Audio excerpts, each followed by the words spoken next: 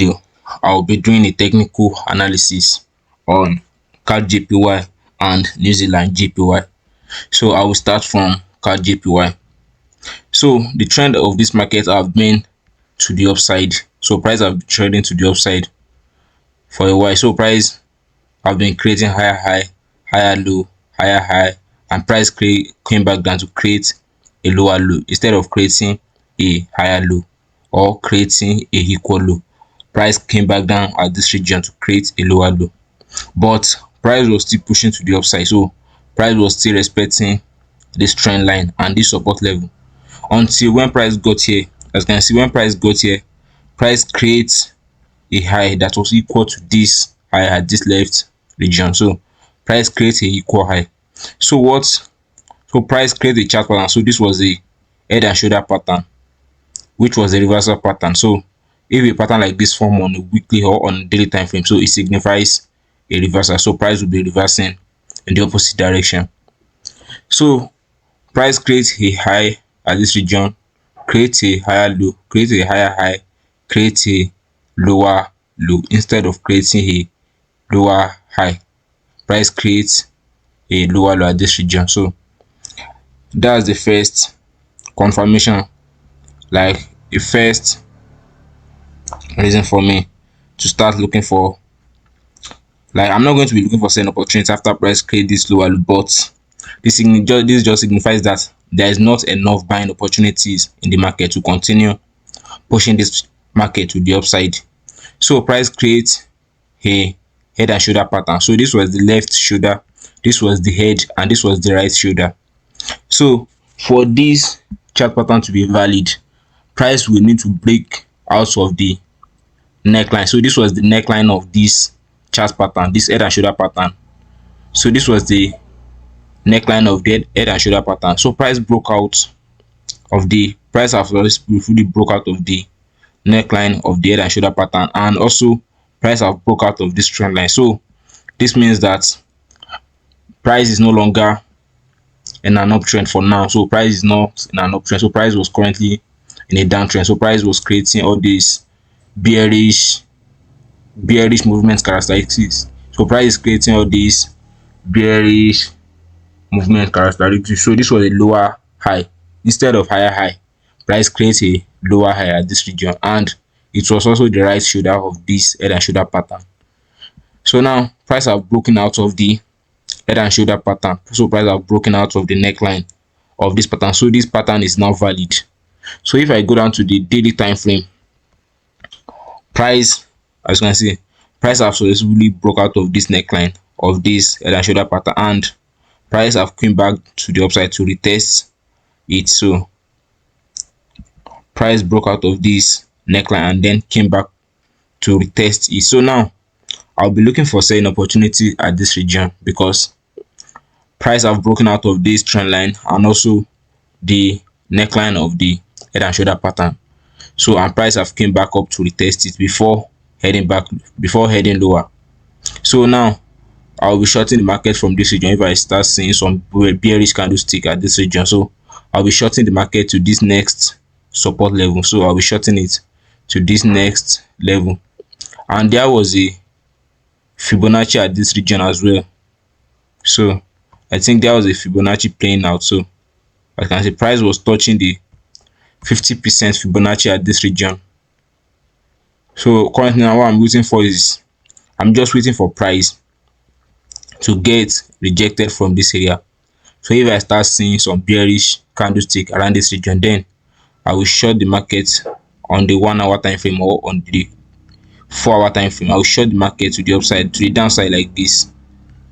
So I will shorten the market after seeing some bearish candlesticks on this pair on CAD JPY. So I'll be shorting it soon after I start seeing bearish candlestick around this region. So the next pair is New Zealand JPY and NZD JPY. I mean, so I think something similar, like almost same things happening on New Zealand JPY. The markets have been trending to the upside as well, but price broke out of, so the trend have changed from an uptrend to a downtrend for quite some time, and price have successfully broke out of this weekly trend line. So this is the weekly trend line. I've been holding the market from, like, let me check, for like 2020. So this trend line have been holding the market to the upside, but price broke out of this trend line. So price have broken out of the weekly trend line. So that's the first reason for me to start looking for selling opportunities, since the direction of the market have changed from an uptrend to a downtrend. So price was creating higher high. So this was the last higher high that was created after price came back down. Price came back down at this region to create a lower low, because so this is the last higher low. So this is the last higher low before price create this higher high. So for this trend to change, price will need to let me so for this trend to change, price will need to break below this level, this higher low. So price will need to break below it for this trend to change from here, from an uptrend to a downtrend, and price have broken below the level. So price broke below the level. So this is now a lower low. This is no more a higher low again. So this is a lower low, which is the characteristic of a downtrend. So price creates this lower low and then push up to create a lower high. So a lower low, a lower high, then came back down to create another lower low. So after price create this lower low and then it trades back up to retest this support resistance level. So now this resistance level is going to be acting. So this is the level that I'll be looking for selling. I'll be looking for selling opportunity at this region, because this was a strong resistance level. As you can see, this level was drawn on the weekly time frame. So I draw this level on the weekly time frame. So I'm now waiting for, and this seems like, so this level is quite strong though. I'm just waiting for price. Now that price have broken out of the level and retest, I'm just going to be looking for selling opportunity at this region. Let me go to the time frame. So I'll be looking for selling opportunity around this region. So price have been creating all these bearish structure. So this was a lower high, this was a lower low, this was a lower high, a lower low, and this seems like the new lower high that was just forming around this region. So this will be the next lower high, and I'll be expecting price to come back down into this black zone, this black line, to create another lower low, or came to this region to create a equal low. So either price came, so after price got rejected from here, after I sell from here, I'll be expecting price to come back into this black line, then to create a equal low or break lower and come into this level to create a lower low. So now on New Zealand JPY, I'll be getting to the trade around this region, then put my take profit around this black line at this $80.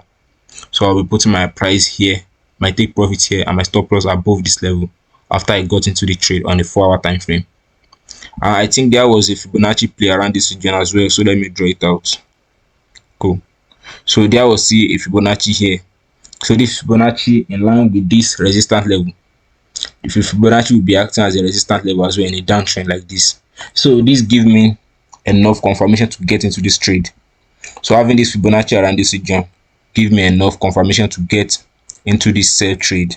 After I start seeing some bearish candlesticks, some bearish candlestick around this region, then I will be getting to the trade and short the market to this area.